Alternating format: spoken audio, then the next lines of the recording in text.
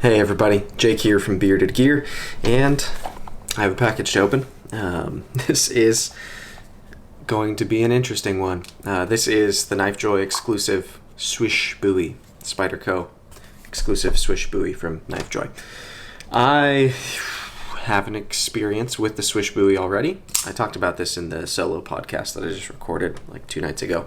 I have reviewed the Slysz Bowie before. I had a loaner of the original version of the Slysz Bowie, the only other one than this that has existed. And I borrowed that knife from a buddy from the Millie Club a while back, had the opportunity to buy it, passed on it because secondary prices are pretty high on the original Slysz Bowie, and I just didn't like it enough, frankly. But in that video, I talked about how, in my full review rather, I talked about how if I had a chance to purchase one at original retail, then all of a sudden it becomes way more compelling again, right? And so that has happened. Not only did I get a chance to buy one at retail, which is more expensive than the original one was full retail, but that's its own thing. We can talk about that. But it's now an M390. It's got anodizing. It's belt satin, which a lot of people would prefer the mirrored stone wash from the original. Sure, I wouldn't. I'd prefer the belt satin personally. If I'm going to keep this knife this time, then it's going to be a user. It means it will go in my pocket and it'll cut things. And I prefer belt satin for that than anything mirrored at all. It just makes more sense to me for a user knife. So I'm curious to see, as this one comes out of the box right now, whether I like it more than I liked the one that I borrowed before. I'm also open to falling in love with this one more over the next week or so because this is mine, which means I'll be able to carry and cut with it. The loaner I had was in excellent condition and was about to be sold, so I didn't cut anything with it. I didn't really carry it. I had slipped it into a pocket to feel how it went in and out of pocket. This one's mine, so I'm going to be able to carry it, cut with it, do whatever I want, and I plan to. So I'm going to put it through its proper paces this time. It'll get a real full review from me this time, and we'll see what that ends up resulting in. But if I don't love it, then I'll just sell it, and it'll be what it's going to be. Unboxing it with this, which I'm actually going to do my first impressions on today. This is the Blade Ops exclusive Spyderco PM2 with the Emerson Wave opener. I got this on my trip to Utah thanks to Brandon, Everyday Minimalist, and Blade Ops. Alright, so we are through the tape. We are in the box. Alright, nice and simple in here. Just some packing peanuts and a Knifejoy sticker. This was actually really, really quick. I did pay like the $12 or whatever for the slightly upgraded shipping. But I was expecting it to come like today, which is Saturday, because I ordered this on, is that Wednesday or Thursday? I feel like it's Wednesday, I guess.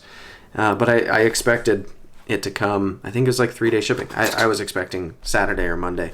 Yesterday I was at Disneyland all day, but UPS is who it went through. They delivered it while I was there, which was actually really cool. I had put my phone number on the order, and I guess Knifejoy included that for UPS, and so the guy called me from my doorstep while I was in line for a ride at Disneyland, said he was the UPS driver, and I was like, hey dude, I'm at Disneyland, like no chance I'm getting there.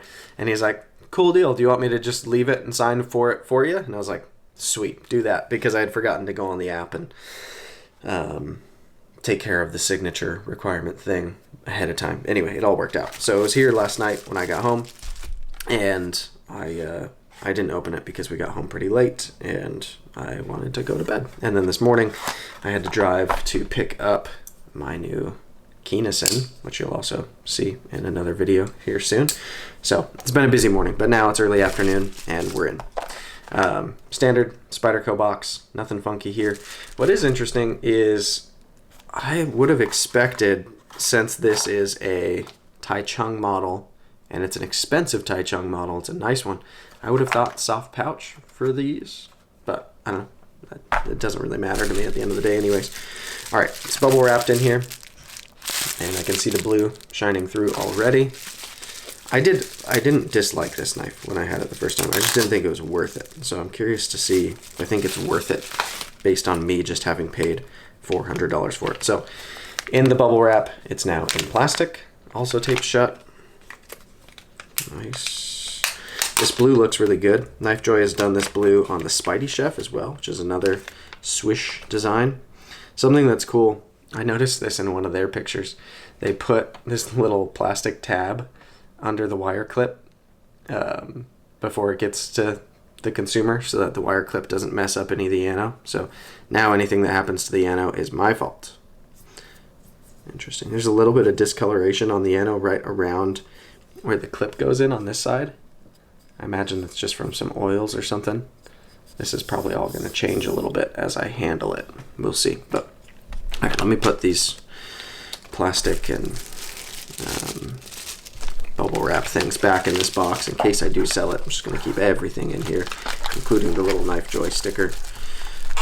With how prepared I am to sell this, you can probably tell I'm not positive I'm going to end up loving this, but I had some FOMO. I didn't want to miss it, and there's a chance I'm going to love it. There's quite a few people who speak very, very highly of this model from Spyderco. The reality is, for me, it does a couple of things that I really like. Like, it's got the wire clip. I love Spyderco's wire clips. I'm going to take this little clip protection plastic out of here. I love Spyderco wire clips. Really, really, genuinely love them. I like Bowie-shaped blades in general. I love that on this one it features a crown spine. Let's see if it Spidey flicks. Oh, dang it. Yeah, okay. If I get it right, it'll Spidey flick. But yeah, we've got crown spine, basically for, I don't know, 3/4 of the blade. That feels nice. The jimping is pretty nice. It's a little more aggressive than I would like. The size on this knife is frankly just about perfect for my hand size. So I dig the dimensions of this knife. It's relatively light. I imagine it's probably going to carry fairly well. It's pretty slim overall, which should make it comfortable in pocket. This one feels a little smoother than I remember the other one feeling. And like the detent might be a little bit crisper. I imagine this will break in a bit too, but fetch. This is the problem that I had with it the first time, is Spidey flicking it is tricky. And to me, Spyderco's, because they have holes, should Spidey flick. They should middle finger flick very easily. That's when they don't, it aggravates me. All right, so Taiwan, Taichung, Spyderco, M390. On this side, you've got the Spyderco emblem. That blade finish looks good to me. I get why people like the mirrored stonewash. I appreciate it when it's there. I think it looks cool, but this I think would be a much better user finish. We'll see how the ano does with some carry, some time in pocket. This side we've got Marcin Swish's logo and Taichung, Taiwan. Or Taiwan, Taichung, I guess is the way that it's actually written there. On these, it's interesting.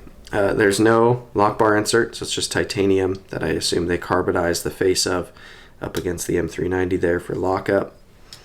This knife, it seems to me like it's most designed and best tuned for slow rolling, which I have no interest in, but it does do that well. I'll say that. Maybe when I've got a few more years under my belt, I'll learn to love slow rolling knives. I just don't so far, but nice thin behind the edge blade profile. Full flat grind is going to work fantastic, I'm sure. The edge that's on it, yeah, that's a nice sticky sharp edge. The Taiwan Spydercos tend to have some of the sharpest factory edges that I ever get on factory knives. Yeah, I like the dimensions. The ergos are really good. It's going to be interesting. So I don't think I'm going to do a first impressions video on this one because I've already done a review of the knife in general. I think what I'll do is I'll just be putting it in pocket a lot, cutting with it a fair bit, carrying it and just feeling it out, and then I'll do a full review this time. Last time it was just a review, not a full review. That's kind of the way I differentiate it because I didn't have use and carry behind all of that. It didn't feel right to call it a full review, and there's only been a few times that's happened, but this time it will be a full review, and I'm excited to see how it stacks up. This ano is also definitely picking up the oils from my hands, and it's turning a little bit more grayish as it does, which is fine by me. I think it actually looks pretty cool when it's got the oils.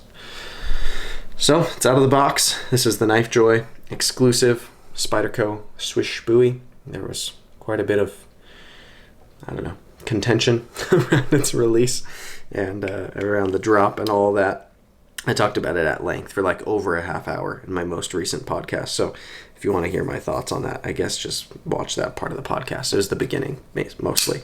So I don't feel like going that far down into the weeds again right now, but I've already talked about it. So it's here. It's pretty cool. It looks very nice. I personally can already say with confidence, I like this version better than the original version for me and my preferences. A ton of people will disagree with that, but I think the blue looks good.